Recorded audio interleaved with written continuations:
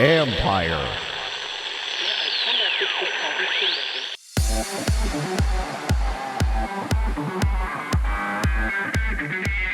Sports storytelling has a spot in the modern content world.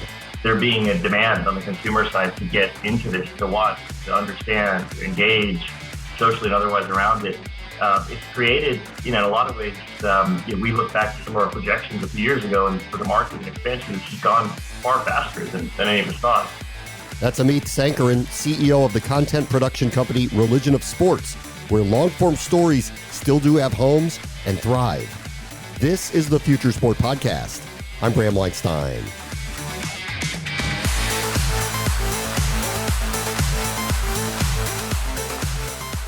In a very busy content ecosystem, long-form storytelling is getting rarer and rarer. But those dedicated to having stories told, with the access to produce ones that will generate interest, they remain of high value. Religion of Sports has that access with Tom Brady and Michael Strahan among its founding members. Combine that with a viewpoint that sports is more than just games through the lens of others who have a background in spirituality. And you have a platform that is appealing for a variety of reasons.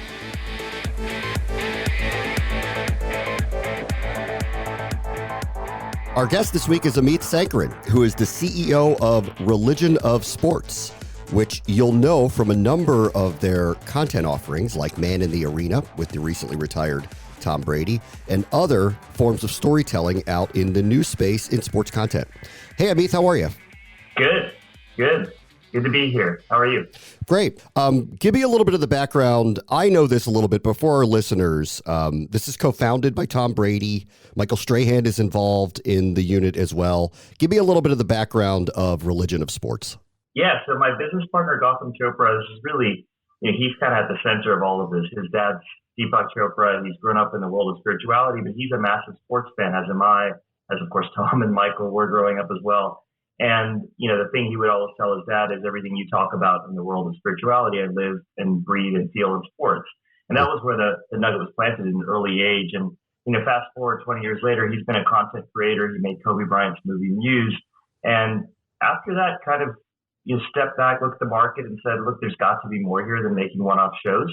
Had gotten to know Tom and Michael, and both of them very much, obviously are massive sports stars in their own rights, but resonated with the concept, resonated with sports, had given them much more than they've ever imagined, and they can deliver a lot to their kids and to others. And so that's where the inspiration for the company was born. And so I joined the team at the very beginning, a little over 4 years ago, and we've expanded, as you alluded to create content of different types, starting from the documentary and in the unscripted world, but now it's expanded to audio and scripted in other areas as well.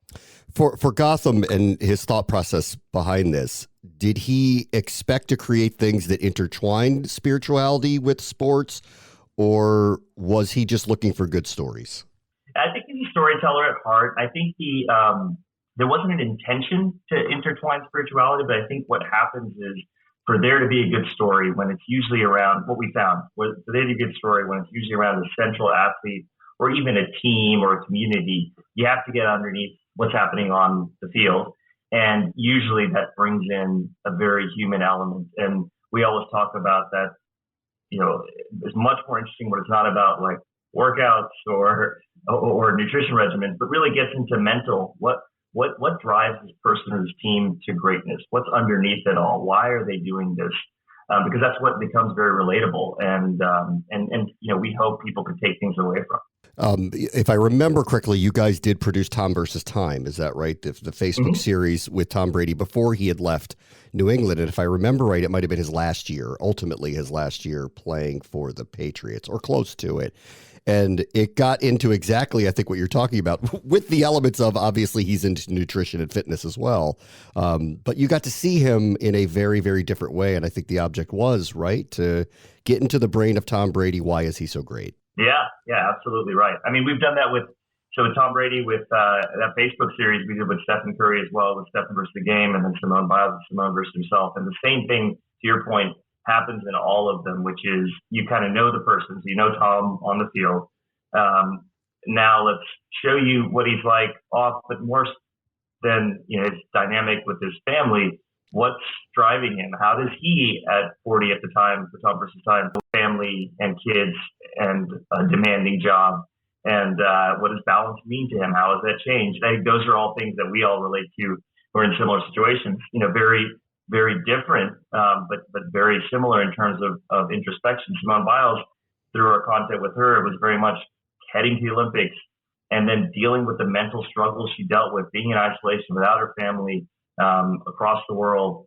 How is she dealing with that? What is she feeling? And that's something that resonated with a lot of people. And again, hopefully she and others, we all believe, helped others who felt things similar. Okay, so that's some of the content offerings that are there. Let's talk broadly about content itself. Where do you see, and obviously you guys are into long-form storytelling with major sports stars attached to it. We're in a different world where people are consuming things very differently. How do you think through long-form storytelling in the modern sports content ecosystem?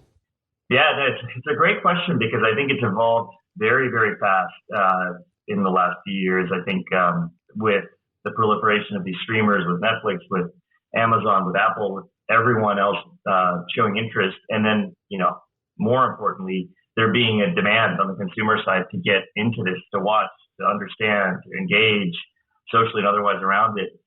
It's created, in a lot of ways, we look back to some of our projections a few years ago, and for the market and expansion, it's just gone far faster than any of us thought, which is great. I think it creates new opportunities on one hand, which is who are other athletes? What are other stories?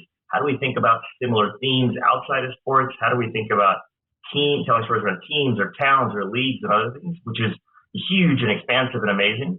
And then I think on the flip side, it also has created for us a bigger challenge around, the networks are continuing to look for what is going to cut through the bar, to cut through the noise, given all the content that's out there. It keeps going higher and higher and higher. And so, we all know, we see on Netflix, for example, what are the top 10 things and how fast they iterate through inside of a few weeks, and what it takes to actually stick around for a long period of time is something that really delivers on the story side, on the to create, to land in the broader zeitgeist.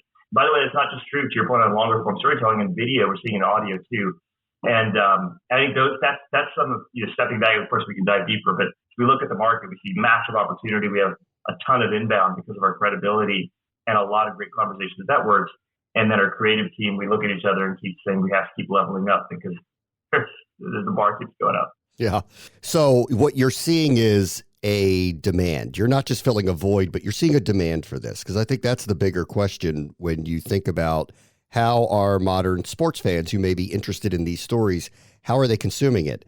And there are some like myself who's been in linear media for 25, 30 years watching this going, man, everything's on TikTok now. What happened to the 30 for 30 series? What happened to all of the great storytelling that was told in and around sports? But you're seeing it. Yeah, we're seeing it. I mean, look, there's an entire other conversation, which I'm sure you've had with people who are a lot smarter than me on the topic around what's happening in TikTok and all of the different social apps in terms of content and growth and why and how has that driven demand away from some linear programming. What we see on our side is what it does is it continues again to raise the bar for being relevant in longer form. And again, if you think about who are the athletes, take just athletes as a category. Who are the athletes that have stood out in these longer form series? It's not surprising that it's Tom Brady, it's Michael Jordan, it's Steph Curry. I mean, it's the top of the top because there's actually creates an ability to kind of the lightning rod for many other things. And challenge, and this has been a challenge here when you lay back for dozens of years, with kind of the next tier. So what is the story that makes that next tier athlete or next tier talent relevant to the world? How can that person become, relevant through storytelling? I think that's a challenge that we take on as well as we talk to athletes across the spectrum. Okay, let's talk about a couple other broad things. And I think you guys may be involved in some of this, but branding, including NFTs, are you all kind of leaping into that realm with the athletes and the brands that you're working with? Yeah, Tom is co-founder of another company called Autograph, which is an NFT platform for talent broadly, and athletes are definitely a central part of that. And we've done a couple of things as a partner with Tom and with Autograph, where we create some of the content, both graphic and otherwise, around the athlete or the talent. We collaborate with Autograph to actually create the NFTs, and then we participate with them in some of the upside, both near and long term. I think we view it as, we're not going to try to build a technology platform, but we try to say, where's our strength? Where's our competitive advantage? And if this is an interesting new market that seems to be growing, how can we be accretive to that? How do we help on either the graphic side to level something up in a new way, or how do we help with different storytelling to bring that to life in a bigger way? Guys, if you're looking for that extra confidence when it's time to have a little bit of fun, let me tell you about BlueChew.com. Blue Chew is a unique online service. It delivers the same active ingredients as Viagra and Cialis, but it comes in chewable form, and it's at a fraction of the cost. Blue Chew's tablets will help you combat all forms of ED. Plus, it's an online prescription service. No visits to the doctor's office, no awkward conversations, no waiting in line at the pharmacy, and it ships right to your door in a discreet package. The process is really simple. Sign up at BlueChew.com, consult with one of their licensed medical providers, and once you are approved, you'll receive your prescription within days, and the best part, all done online. Blue Chew's licensed medical providers are going to work with you to find the right ingredient and the strength for your personal subscription. Plus, their tablets are made in the United States. They prepare, they ship direct, and it's so much cheaper than going through a pharmacy. And here's a special deal for our listeners. Try Blue Chew free when you use our promo code FUTURE, F-U-T-R, at checkout. Just pay $5 shipping. That's BlueChew.com, promo code FUTURE, F-U-T-R, to receive your first month free. And we thank Blue Chew for being a sponsor of this show. How about name, image, and likeness? Is that of interest to religion of sports and athletes that are emerging and maybe are looking to build their brand? Yeah, absolutely. I mean, look, Tom again, Strahan with his company Smack has done many deals in this space and expanding, and it's going really fast, particularly in the college arena now. I think for us, again, it goes back to what's the core competitive advantage. You alluded to branding. We work with brands, but we try to do so in a way that's, again, aligned with our strengths. So we try to tell stories, just do so with brands. We've launched something I can't announce yet, but with a brand where we're building basically 322-minute films with them. And it's about, apparel, and the apparel is integrated, but it's really about storytelling, and they want to be behind the same movement that we're telling the story around. And so I think that's the way we enter, and we started talking to a few athletes about NIL as well, is how do you think about what you want to do as an athlete more broadly, why you're here, what you want to accomplish, and how can storytelling help achieve it? And can we create a deal, a structure, a story that helps you get there? Yeah. So you guys have worked directly with Tom, and he's done a couple of series now where he's giving you insight to his daily life, and you're working with others. Have you found that teams or leagues want to talk to you about recapturing their story and their brand? There was a period of time where they controlled their messaging. As we've detailed here, there is a mountain of content and a mountain of opinions, and brands can change significantly through social media. Has anyone like that come to you to try to retell the story of this league, this team? Yeah, it's a really interesting question, the point you're bringing up or alluding to. So one, I'll say yes, we have. We done a few things, have a couple in the works, and a couple we can reference. We did this set of 3 films, actually, with collaboration with Spring Hill and LeBron's company called Shut Up and Dribble, which was on Showtime. Yeah. And it kind of went back 50 years and retold the story of NBA through the context of social change, and how it's NBA in a lot of ways, not just today, not just when LeBron at the time was battling president, but going back even to Bill Russell in those days, and talked about the parallels. But to answer your question directly, it's really interesting what you see from where you see this disconnect almost between networks and brands. And when you say brands, it could be, Nikes of the world, or it could be the NBA or the NFL and so forth, is controlling the narrative, right? And so the networks, obviously, we have built a great relationship with them because we are able to both work with our partners, in a lot of cases athletes, in some cases brands and others, to pull out the, truth, the authentic story, but do so in a collaborative way and in a way that still is the networks are proud of the story we're telling. We're not filtering it. And I think that's to your point where there's been a continued disconnect or challenge is how do you create a bridge where the brands, in these cases, the NBA, the NFL, and others, are willing to tell authentic stories and be as unfiltered as possible, and the networks are able to receive that. And I think we're actually in a very unique position to play that role where we have trust on both sides. And so, yes, I think the answer to your question is yes, we're talking to leagues or teams like that. And that's usually the essence of the question. It's not, is there an amazing story about this team? I mean, it was just announced, I don't know if you saw it, but the Patriots, right, the Dynasty shows on Apple Plus. It's not like that story is not super compelling. The actual complication becomes in how do you tell it and how does everyone get excited about it, whether it's Mr. Kraft and the Patriots ownership or the NFL or Apple, and how do you bring all those elements together in a way that creates the best product that everyone's proud of. It does beg the question, like, is it even possible to control the narrative anymore? I mean, as we're sitting here taping today, and by the time you hear this interview, there will be settlement in exactly what Aaron Rodgers meant by a post that he put on Instagram this morning, where if you read it one way, it sounds like he's retiring. And if you read it another way, it sounds like he might be coming back and just saying, thank you for a great year, but we're still uncertain at this point. He's trying to capture his narrative back, and he has spent an entire year explaining himself over and over and over and over. It seems like it's almost a near impossibility if you are of a certain level who's willing to be out there to control your story. Yeah, I totally agree. I mean, it's something that, when you alluded to Tom versus Simon, then Tom wasn't really on social media. And we used to talk about how it creates actually an interesting competitive advantage in the world, because you came to Tom versus Time to learn about it. And now he's on. He's done, by many objective accounts, a great job of being witty and funny and so forth. But there's a downside to that as well, because now you're always on, and there's an expectation that you're engaging. There's an expectation that you're able to your point, you're able to square. Wait, you posted that on Twitter, but then I watched this on Mandarita, and then I read this in this article. How do those seem? There's a disconnect, and so it's sort of it's the broader Hollywood issue. But he's back in the world, and Aaron Rodgers is an interesting one. To your point, I mean, he's taken to not on social media, but then podcasts, right? That he's gone on that have.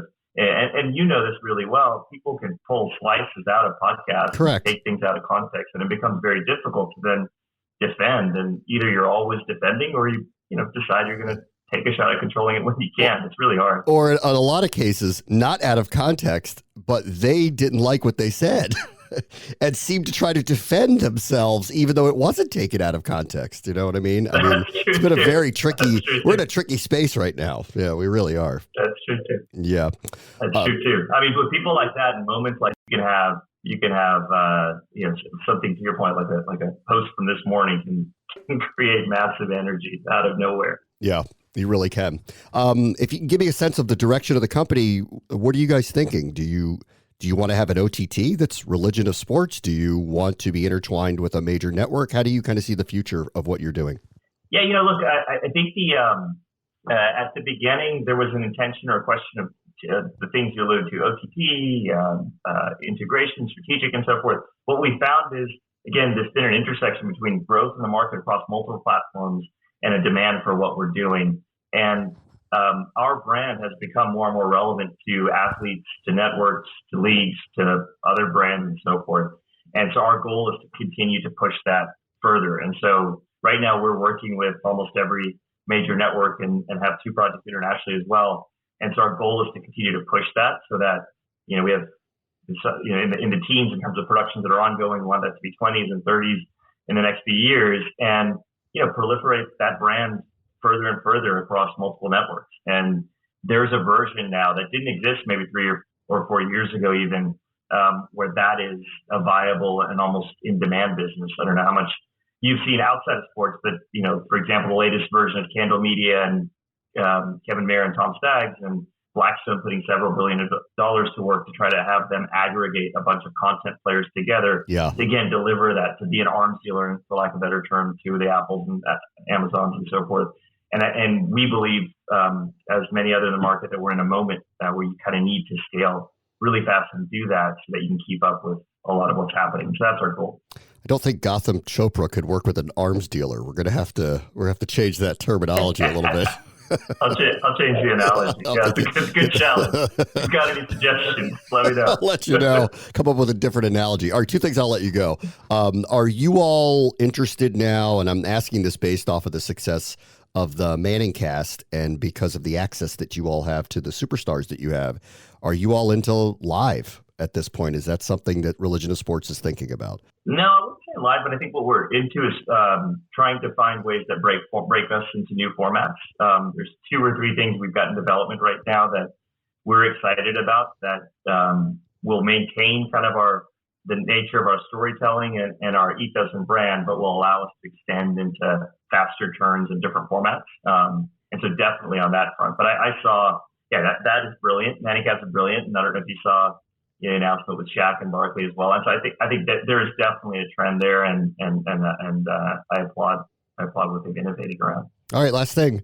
What is the working title of Tom Brady's return to the NFL this fall? Do we have a working title?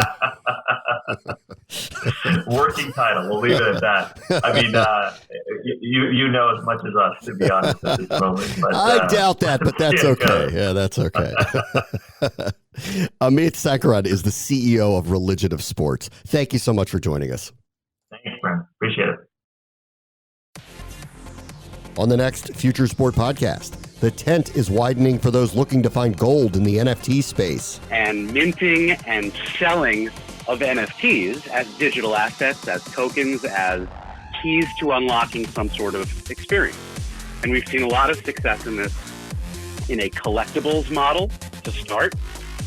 But now we're beginning to see the next generation of these digital tokens as opportunities to not only own something, but grant access to participation in some type of community that is emerging around these existing brands, teams, leagues. That's Matt Wurst, the CMO of Mint, who is working with brands and leagues to lower the barrier for entry into the digital asset space. That will do it for this episode. As always, the future is now. This is the Future Sport Podcast. I'm Bram Weinstein.